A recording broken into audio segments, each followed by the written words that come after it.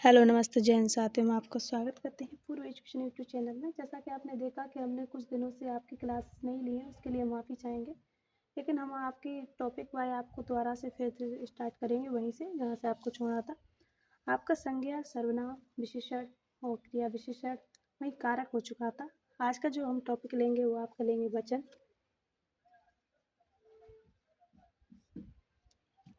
जैसा कि आपने हर टॉपिक में हमने देखा है कि हमने अच्छे से समझाया है कि वचन किसे कहते हैं, वहीं हमने ये भी समझाया है कि वचन को आपके दो होते हैं, एक वचन और बहुवचन।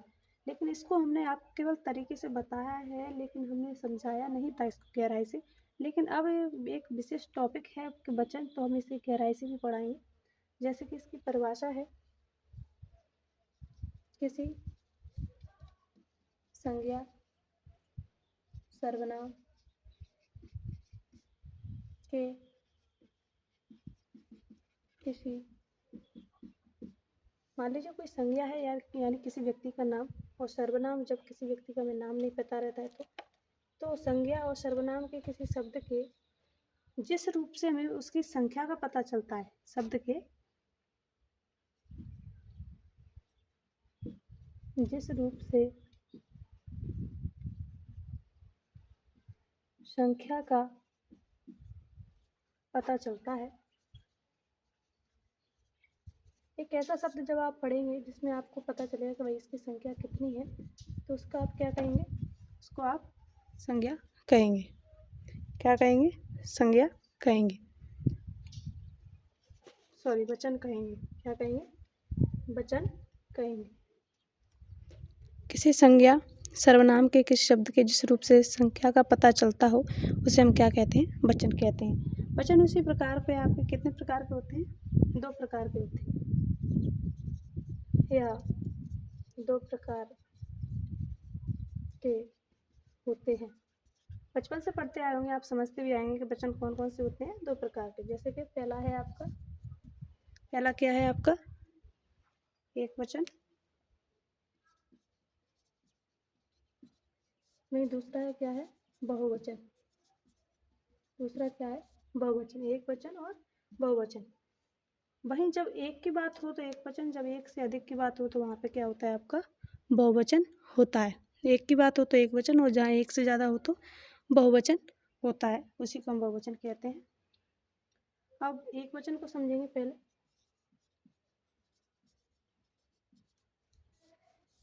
एक वचन वह शब्द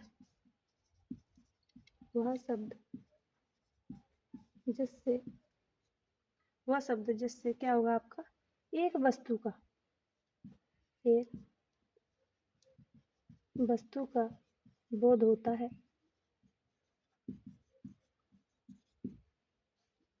एक वचन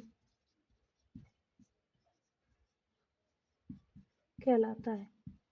जब आप एक ऐसा शब्द पढ़ेंगे जिससे आपको पता चलेगा कि भाई इसमें तो एक ही वस्तु का पता चल रहा है, एक ही व्यक्ति के बारे में पता चल रहा है, तो हम उसको क्या कहेंगे? एक वचन कहेंगे। वहीं जब एक से अधिक के बारे में जब आपको पता चलता है तो उसको हम क्या कहते हैं? बहुवचन कहते हैं। एक वचन का जो एग्जाम्पल है वो क्या है? जैसे मान लीजिए आप पुस्तक की बात होगी, तब आप देखेंगे कि एक ही पुस्तक की बात हो रही है। जैसे कि लड़का, कलम। इनमें आप देख रहे हैं कि जब हम कह रहे हैं पुस्तक, तो भाई एक ही पुस्तक है। लड़का यानी एक लड़के की बात हो रही है, कलम यानी एक कलम की बात हो रही है। तो इस प्रकार जिस शब्द से हमें एक वस्तु का बोध होता है उसे हम क्या कहेंगे? एक वचन कहते हैं। अब कुछ शब्द ऐसे होते हैं, मान लीजिए कुछ संज्ञाएं जैसे होती हैं कि एक वचन में प्रयुक्त होती हैं, लेकिन वो ऐसा शब्द पढ़ते हैं तो ऐसा लगता है जैसे कि कई वस्तुओं का हमें ज्ञात हो रहा है। जैसे कि कुछ संज्ञाएं कुछ संज्ञाएं अनेक का बोध कराते हुए भी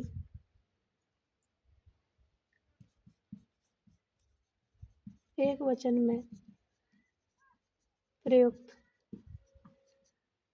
होती हैं। कुछ संज्ञा क्या होती हैं, ऐसा लगता है मान लीजिए कि किसी अनेक का बोध करा रही हैं, अनेक के बारे में जानकारी दे रही हैं, लेकिन वो किस में प्रयुक्त होती हैं आपकी? एक वचन में प्रयुक्त होती हैं। किस में होती हैं? एक वचन में प्रयुक्त होती हैं। वहीं आप देखेंगे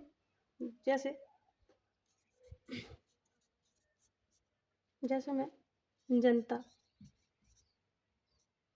भीड़, आग, पानी, वायु, वर्षा।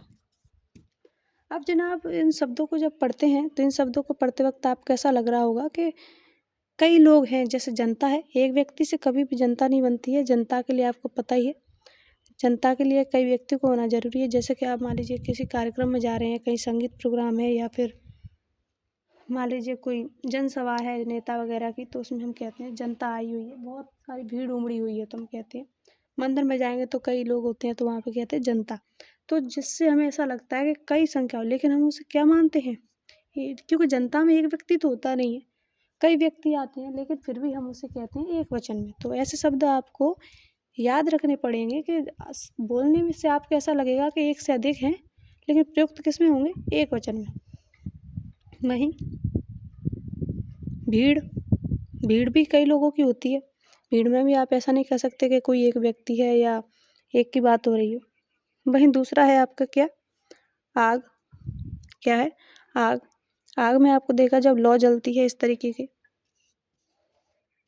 तो आग में ऐसा नहीं है कि एक ही लौ जल रही है, कई लौ जलती हैं, उसके बाद आग बनती है, तब उसके बाद उसकी एक ही ज्योति बनती है, तो इसी को कहते हैं आग। पानी में आपने देखा होगा, पानी की जब बात होगी तो ऐसा नहीं है कि तालाब में पानी भरा है तो वहीं की बात होगी। तालाब, झरना, कुएं, जिस जगह पर पानी पाया जाएगा उस जगह की सभी पानी की बात होगी, तो हम कहेंगे भाई पानी की बात हो रही है। वायु को पता है आपका, वायु भी कई गैसों का मिश्रण होता है, तो एक गैस का मिश्रण नहीं होता उसमें। वायु में आपको पता है हाइड्रोजन, कार्बन डाइऑक्साइड, नाइट्रोजन सभी गैसें मिश्रण होती हैं, तो उन्हीं गैसों के मिश्रण को तो हम वायु कहते हैं। तो फिर भी वो एक वचन में प्रयुक्त होती है। वर्षा आप देखेंगे तो वर्षा की जो बूंदें होती हैं क्या होती हैं? ऐसा नहीं है कि बादल से एक ही बूंद गिर रही हो, कई बूंदें गिरती हैं, तो हम कहते हैं भाई बारिश हो रही है। तो ये भी है कि वर्षा हो रही है, लेकिन इसमें प्रयुक्त किसमें होता है आपका? एक वचन में प्रयुक्त होता है। किसमें प्रयुक्त होगा? एक वचन में प्रयुक्त होगा। तो याद रखने वाली ये चीज़ है कि आपकी जो एक वचन जो आपको लगे बहुवचन जैसे, लेकिन किसमें होंगे? एक वचन में होती है, तो आपको ये याद रह जाएगा। वहीं आप देखेंगे यहाँ तक हो गया तो स्क्रीनशॉट ले सकते हैं, या इसको साथ ही साथ नोट करते चले तो बहुत अच्छा रहेगा, क्योंकि उससे आपको अच्छा याद भी बना रहेगा।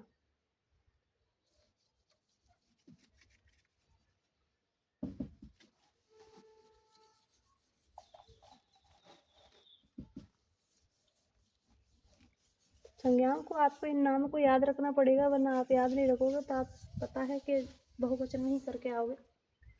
जैसे कुछ संज्ञा क्या होती हैं? भाववाचक। क्या होती हैं? भाववाचक। भाव आपको पता है व्यक्ति के जीवन में भाव 3 होते हैं। कितने होते हैं? 3 होते हैं। जैसा कि आपने देखा भाव मन की दशा में जुटने वाले जो भाव होते हैं उन्हीं को तो भाव कहते हैं। जैसे कि आपने देखा होगा क्रोध, खुशी,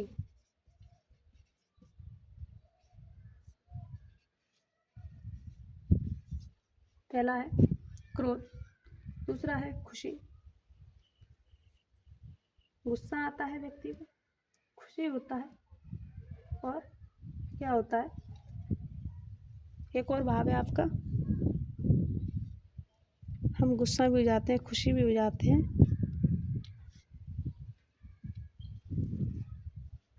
और प्रसन्न भी हो जाते हैं। एक ही बात है प्रसन्न खुशी। तो देखिए आप ये नहीं कह सकते हैं कि भाई आपको खुशी कितनी हो रही है, तो हम कहते हैं 1 किलो 2 किलो, मात्रा नाप तोल के नहीं कह सकते, क्योंकि आपके मन में उठने वाले जो भाव हैं।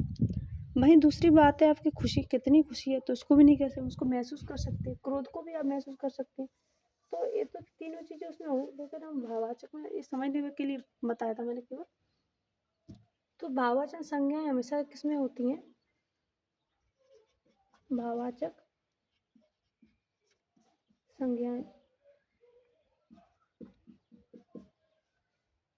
एक वचन में प्रयुक्त होती है। किसमें आएंगी?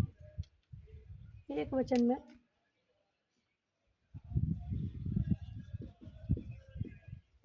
प्रयुक्त होती। जितनी भी आपकी भाववाचक संज्ञाएं होंगी किसमें आएंगी?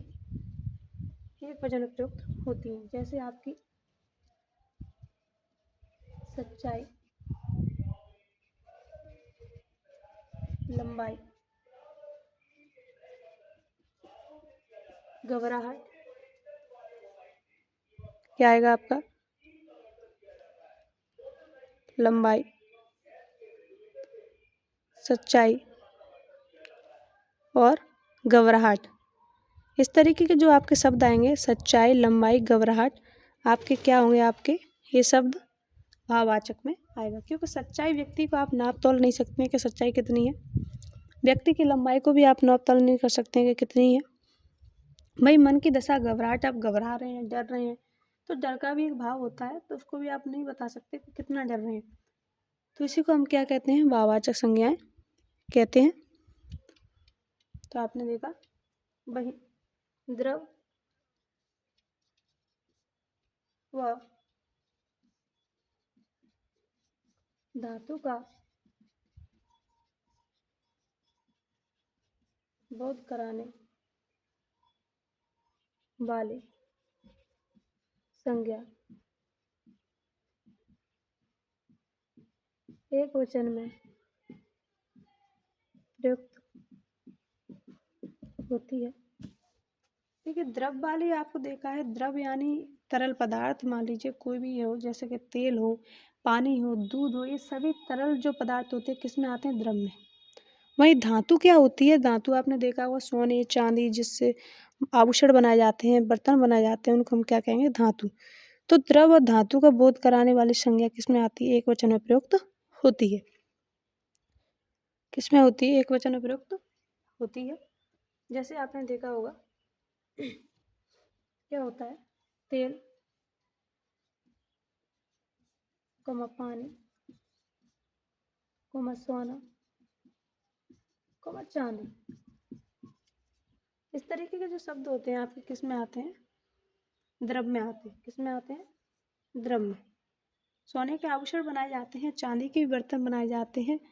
तो इनके जो कई सारी चांदी पिघलाकर, सोना पिघलाकर एक ही आभूषण बन जाता है, तो हम यही तो कहेंगे कि भाई एक वचन में है। तो यानी और जब तेल तेल बना किसी भी सरसों से हो या किसी भी, मान लीजिए किसी बीज से हो, लेकिन बनने के बाद उसका एक ही नाम रख दिया जाता है, भाई तेल। तो उसमें ऐसा नहीं कि एक एक बीज की बात हो रही हो। पानी भी अगर एक जगह इकट्ठी है तो उसका नाम भी एक रख दिया है, इसलिए इनको एक वचन में रखा गया है। तो द्रव धातु का बोध कराने वाली संज्ञा एक वचन में प्रयुक्त होती है। याद रखना इस चीज को। दूसरी बात होती है, अगला पॉइंट याद रखने वाली चीज है, आदर का भाव व्यक्त करने वाले शब्द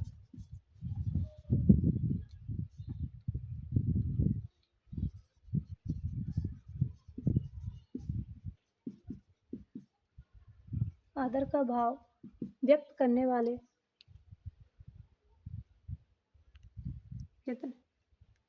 जितने भी हैं, आदर का भाव व्यक्त करने वाले शब्द हमेशा किस में आते हैं? बहुवचन में आते हैं।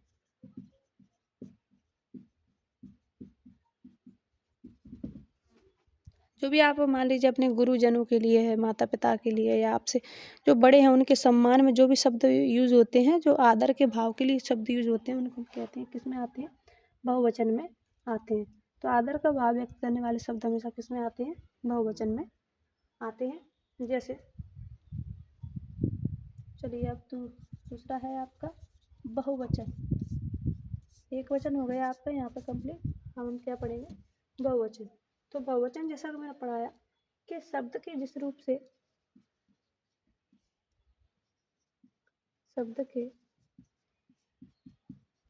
से एक से अधिक वस्तु का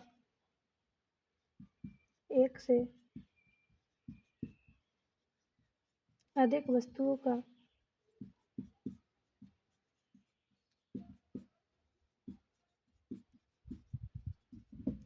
शब्द शब्द के जिस रूप से आपको एक वस्तु से अधिक वस्तुओं का बोध होता है उसको हम क्या कहते हैं? बहुवचन कहते हैं। शब्द के जिस रूप से क्या होगा? एक से अधिक वस्तु का बोध होगा, उसे हम क्या कहेंगे? बहुवचन कहते हैं। कुछ ऐसे शब्द हैं जिन्हें आप मान लीजिए पढ़ेंगे तो ऐसा लगेगा कि भाई एक से अधिक की बात हो रही है, तो ऐसे शब्दों को हम कहेंगे क्या? बहुवचन। जैसे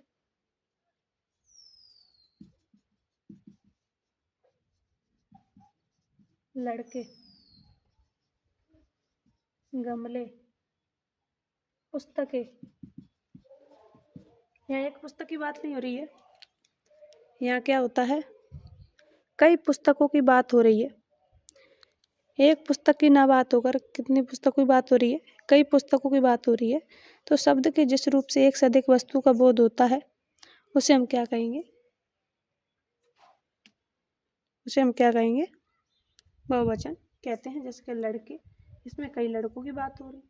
गमले, एक गमले की बात हो रही है, कई गमले। पुस्तक नहीं है, ये पुस्तकें हैं, यानी कई पुस्तकों की बात हो रही है। तो ये भी हमारा किसमें आता है? बहुवचन में आता है। तो आद लगा देंगे। याद रखने वाली चीज है कुछ संज्ञाएं, कुछ संज्ञाएं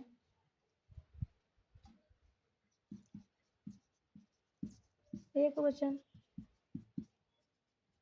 होते हुए भी, कुछ संज्ञाएं एक वचन होते हुए भी बहुवचन में प्रयोग में आती हैं। बहुवचन में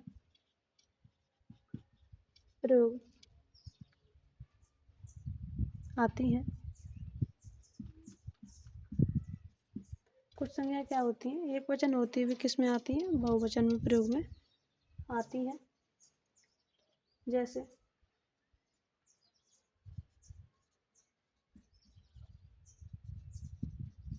दर्शन, प्राण, हस्ताक्षर, समाचार, होश, बाल, आप। इन शब्दों को आप पहचानने की कोशिश कीजिए कि शब्द कैसे बहुवचन है। एक वचन होते हुए भी किस में आती हैं? बहुवचन में आती हैं। जैसे आपने देखा दर्शन, जब आप मंदिर जाते हैं तो ऐसा तो नहीं है कि आप एक ही व्यक्ति हो तो आप दर्शन करने गए तो आप ही दर्शन करेंगे और कोई नहीं कर पाएगा। कई व्यक्ति आते हैं दर्शन करने के लिए, और दर्शन में आप एक के भगवान के नहीं, कई मूर्तियाँ होती हैं तो कई भगवान के दर्शन कर लेते हैं। ये भी है। प्राण, प्राण बहुवचन में ऐसे है, जब भी किसी व्यक्ति के मान लीजिए प्राण निकलते हैं तो ऐसा नहीं है कि उसके शरीर का एक ही अंग बंद बंद होता हो। शरीर के जितने भी अंग होते हैं सभी बंद पड़ जाते हैं, सभी काम करना बंद कर देते हैं। तो इस प्रकार हमारा प्राण भी बहुवचन में आता है। हस्ताक्षर, हाथ के द्वारा जो अक्षर लिखा जाता है, जिससे आप अपने हस्ताक्षर करते हैं उसी को तो हस्ताक्षर कहते हैं। तो उसमें भी हम कहते हैं कि भाई ये भी बहुवचन है, एक के द्वारा काम नहीं हो रहा है। लेकिन इसको बोलने में हमें ऐसा लगता है भाई हस्ताक्षर कर दीजिए, यानी एक की बात हो रही है। लेकिन अगर आप देखेंगे कि आप कई व्यक्ति बैठे हो तो आप उनसे यही तो पूछेंगे, अगर आपको एक साथ सभी की हस्ताक्षर लेनी तो आप क्या कहेंगे? हस्ताक्षर कर दीजिए, ये नहीं कहेंगे हस्ताक्षर कर दीजिए। तो बोलने का भी तरीके में एक वचन नहीं है, बहुवचन में प्रयोग हो जाता है। समाचार में आपको कई जानकारी मिल जाती है, कई घटनाओं की जानकारी मिल जाती है, किसी व्यक्ति की जानकारी मिल जाती है, समाचार कह देते हैं। होश में जब उड़ते हैं तो व्यक्ति की आँख, कान, नाक सभी एक अचंभे में आ जाते हैं, हम कहते हैं होश उड़ गए। बाल की बात करेंगे तो आपके सिर के जितने भी बाल हैं किस में आते हैं? बहुवचन में। और आपको तो पता ही है कि आप हमसे, अगर आपने इंग्लिश पढ़ी है तो पता ही होगा, टेंस में आप यानी यू यानी तुम और बहुवचन में। तो इस प्रकार हम समझ सकते हैं कि इस किस में आता है? बहुवचन में आता है। तो ये आपके क्या हैं? बहुवचन में आने वाले हैं। कभी कभी अधिकार जताने के लिए क्या करता है व्यक्ति, मान लीजिए कि अगर अगर आप पे मान लीजिए अगर आप पे अधिकार जताना हो हमें, तो हम क्या करेंगे? अपने आप को थोड़ा अहंकार के रूप में लेंगे। तो कभी कभी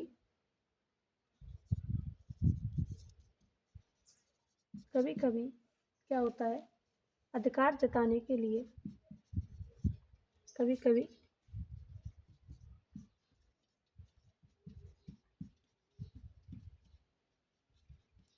अधिकार जताने के लिए अहंकार में व्यक्ता व्यक्ता यानी जो बोलने वाला, कभी कभी अधिकार जो अपना अधिकार है जताने के लिए अहंकार में क्या करता है, व्यक्ता अपने लिए, व्यक्ता अपने लिए क्या करता है,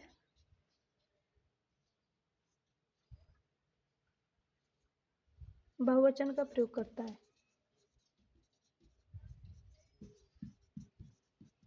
बहुवचन का प्रयोग करता है। जब भी आपने देखा हो कि कभी कभी क्या होता है, व्यक्ति अपना अधिकार जताने के लिए, अपने आप को श्रेष्ठ बताने के लिए, अपने आप को इज्जत देता है, वो अहंकार भी होता है किसी किसी व्यक्ति को, तो अपने आप को अहंकार देने के लिए वो बहुवचन का भी प्रयोग करता है। जैसे कि हम बड़े महान हैं, हमसे बड़ा कोई नहीं है, तो इस तरीके की जो बात होती है, जैसे हमारी आज्ञा है, जैसे हमारी आज्ञा है, ये भी आपका क्या है, बहुवचन है। वहीं दूसरा, हम कह रहे हैं, हम कह रहे हैं, इस तरीके के जो शब्द आते हैं, वाक्य आते हैं, वो किस में आते हैं, आपके बहुवचन में आते हैं। तो इसलिए हम इनको कहते हैं कि भाई इनको हम बहुवचन कहेंगे।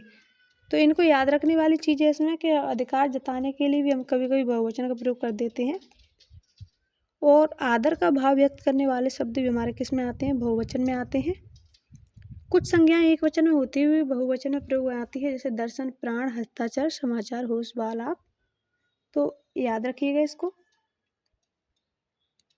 भाववाचक संज्ञाएं हमेशा किस में आएंगी, एक वचन में आती हैं। वहीं द्रव्य वाली, जैसे कि आपकी धातु हो गई, पानी, तेल, सोना, सभी किस में आता है, आपका एक वचन में आता है।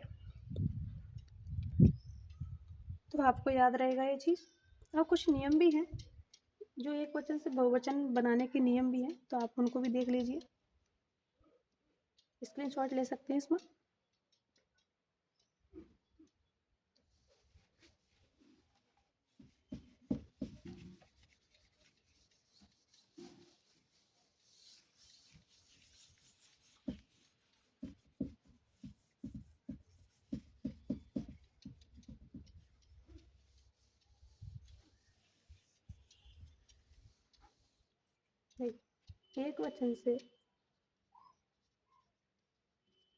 एक वचन से बहुवचन बनाने के नियम। एक वचन से बहुवचन बनाने के लिए पहला नियम है क्या, आप लगाएंगे एक है, प्रत्यय लगाने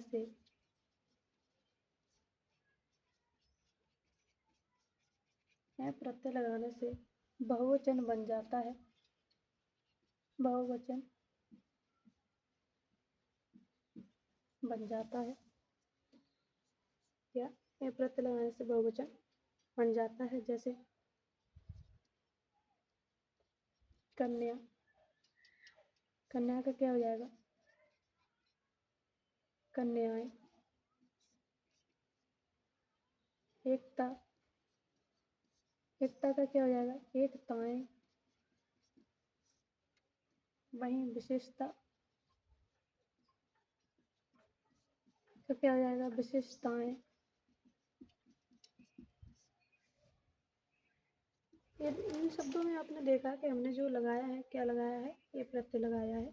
तो ये प्रत्यय से हमारा क्या बन गया, बहुवचन बन गया है। तो आपको आसानी से समझ में आ गया होगा कि नहीं हमने क्या किया है, बहुवचन बनाया है। तो आपको कोई भी दिक्कत नहीं आई होगी। अब दूसरा चीज़ ये है, आपने देखा ये प्रत्यय लगाने से क्या बना, पहले कन्या था, फिर क्या हुआ, कन्याएं। कन्या यानी एक लड़की की बात हो रही, फिर कन्या यानी कई लड़कियां आ गई। वहीं दूसरा है एकता, एकता फिर क्या हो गई, एकताएं। विशेषता फिर क्या हो गई, विशेषताएं। इस प्रकार हमारा क्या बन गया, बहुवचन हो गया। दूसरा नियम क्या कहता है हमारा, या प्रत्यय लगा, या प्रत्यय लगाने से या प्रत्यय लगाने से, जैसे आपका क्या आएगा, लड़की, लड़की का क्या हो जाएगा, लड़कियां। नदी का क्या हो जाएगा, नदियां। दलिया का क्या हो जाएगा, दलिया।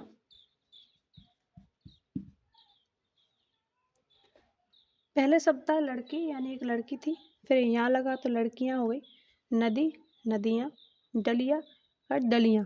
डलियां आपने देखा होगा गांव में जो रोटी रखने के लिए इस्तेमाल होती है उसको कहते हैं डलिया। तो ये भी हमारा किस में हो गया, बहुवचन में आ गया।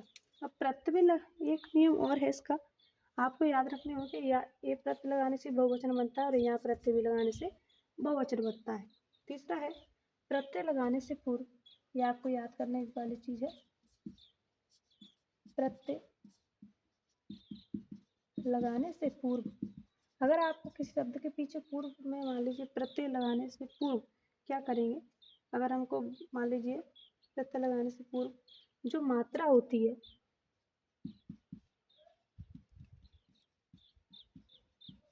जो मात्रा होती है वह लघु हो जाती है। लघु का मतलब क्या हो जाता है, छोटी। मान लीजिए अगर कोई बड़ी की मात्रा लगी है तो उसकी छोटी हो जाएगी, अगर छोटा ऊ का लगा होगा, बड़ा ऊ का लगा तो उसका छोटा ऊ का हो जाएगा। तो यहाँ प्रत्यय लगाने से पूर्व आपकी मात्राएं हो जाएंगी, लघु हो जाएंगी। कौन से शब्द हैं, जैसे कि बधु, बधु का क्या हो जाएगा, बधुएं। तो इसमें क्या लगा आपका, हमने प्रत्यय लगाया है तो बधुएं। तो जब कारक का चिन्ह लगा हो तो भी हम क्या लगाएंगे, वो प्रत्यय लगाते हैं। जब कारक का चिन्ह लगा होगा तो वो प्रत्यय लगा होगा। कौन सा प्रत्यय लगा होगा, वो प्रत्यय लगा होगा। जैसे लड़कियां, और लड़कियां हो गया, लेकिन इसमें अगर कारक चिन्ह है तो भाई लड़कियां इधर जा रही हैं, लड़कियां छत पर हैं, इनमें कारक चिन्ह है तो भाई क्या हो जाएगा, लड़कियों। क्या हो जाएगा, लड़कियों। सीधी सी बात है, आपको पढ़ते वक्त ऐसा ज्ञात होना चाहिए, मान लीजिए कि भाई इसमें बहुवचन की बात हो और इन नियमों से आप आसानी से पहचान सके कि हम किसकी बात कर रहे हैं, किसकी नहीं कर रहे हैं, तो आप अच्छे से याद रह जाएगा, कोई दिक्कत नहीं आएगी। तो इस प्रकार हम इसको क्या कहेंगे, वचन कहते हैं। बाकी हम कहेंगे कि क्लास आपकी कंटिन्यू रहेगी। 3 दिन के लिए हम माफ़ी चाहेंगे आपकी क्लास नहीं ले पाए उसके लिए। तो अपना साथ और सपोर्ट बनाए रखिए, आपको डेली क्लासेस मिलेंगी। अगर हम अगली बार से अगर ऐसा कुछ मान लीजिए हम क्लासेस नहीं ले पाते तो आपको पहले से सूचना कर दी जाएगी, जिससे आप हमारी क्लास के लिए इंतज़ार ना करें। अपने साथ और सपोर्ट बनाए रखिए। बाकी आपको एजुकेशन बहुत अच्छे से मिलेगी। हिंदी की ग्रामर ख़त्म होती है, हम आपको इंग्लिश की ग्रामर भी कराएंगे इसमें, या फिर हम किसी दिन से मान लीजिए अगर हो गया तो हिंदी इंग्लिश साथ में भी कर सकते हैं। एक हिंदी की क्लास और एक साथ में एक इंग्लिश की क्लास, तो वो भी रहेगी आपकी। तो देखिए, बाकी आप ऐसा मत कीजिएगा कि आपको क्लासेस आना बंद हो गई हैं या फिर कुछ प्रॉब्लम हो गई है, तो ऐसा नहीं होगा। हमारी क्लास कंटिन्यू रहेगी और आपका जो वचन है वो इसी क्लास में आपका ख़त्म होता है। तो थैंक यू, धन्यवाद। और सभी अपने घर पे कुशल मंगल रहिए। सर्दियाँ ज़्यादा पड़ रही हैं तो ये भी है कि आप सर्दियों में ज़्यादा इधर उधर ना जाएं, वरना क्योंकि आपको पता है सर्दियाँ इतनी कठिन है कि वहीं कलेक्टर के आदेश भी हो गए हैं, छुट्टियाँ भी कर दी गई हैं। तो कोई भी इसका उल्लंघन ना करे, क्योंकि शासन भी आपकी सोच समझदारी से फैसले लेता है। शासन के खिलाफ जाना एक अच्छी बात नहीं होती है, खास करके पढ़े लिखों के लिए तो बिल्कुल नहीं होती है। तो थैंक यू, धन्यवाद।